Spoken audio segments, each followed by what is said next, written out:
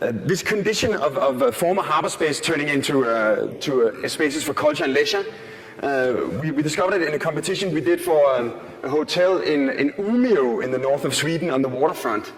It was this sort of a hotel with a conference center and a swimming pool split in the middle, opening up to the sea. And when we submitted the competition, we thought like, wow, that's a really cool project, but it doesn't exactly look like something from the north of Sweden. And the jury also thought it didn't fit. So we lost the competition. But then we had this meeting with the same guy from Guangxi, and he saw this project and he said wow, that's the Chinese character for the word people. So this is how you write people in Chinese, it's just like People's Republic of China. We even double checked. And at the same time we got an invitation to come and exhibit at the Shanghai Creative Industry Week. And we thought like, this is too much. We stumbled upon what could be like the landmark of the People's Republic of China. And we get this invitation. So we scaled the building up 3 times to Chinese proportions. And then we hired a feng shui master and went to Shanghai. So essentially the building operates a little bit like the diagram of yin-yang, that you have 2 opposites that merge into one. One building is devoted to the culture of the body with the sports and the swimming pool.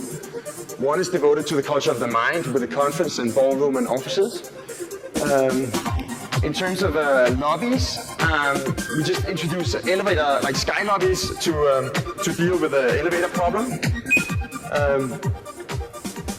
And then rather than building it on the Ume River in Sweden, we built it on the Huangpu River in Shanghai. We proposed to put it on the expo site for the World Expo in Shanghai 2010. And essentially the idea of feng shui is to create balance between the 5 different elements as symbolized with yin-yang. But it's all about having all the elements represented somehow in the architecture. And sitting down with the feng shui master, we identified where each element would be present in the structure. So for instance, the gate from the city to the water is the symbol for fire, a triangle. The symbol for earth is a perfect square, which is the public square that you have beneath the 2 towers. And somehow my favorite moment of feng shui in the building is that it happens that the symbol for metal is a circle, and the entire structure of the building is composed of these like circular ring beams that are welded together in a mesh. So this is the lobby of the hotel where the 2 towers kiss for the first time. So you say like, we're a Scandinavian office. I'm not sure if we totally believe in feng shui, but it's an important issue in China, and we would rather that we would pay our own feng shui master than somebody else would have analyzed the building and find it un feng shui. So this is what it would look like on the Huangpu River in Shanghai.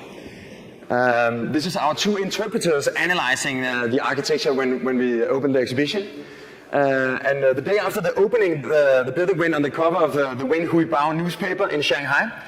And even though you might not speak Chinese, you can actually understand the symbol for Expo 2010 Shanghai.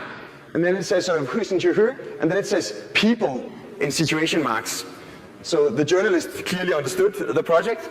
And it made the governor of the Shanghai province come to the exhibition with a crew of city officials and CCTV. And I had the chance to explain him the project in person. And his response was that Shanghai is the city in the world with most skyscrapers. And to him it was as if the connection to the roots had been cut over. And with the People's Building, for the first time saw he an architecture that could bridge the gap between the ancient wisdom of China and the progressive future of China. So I totally think he's right.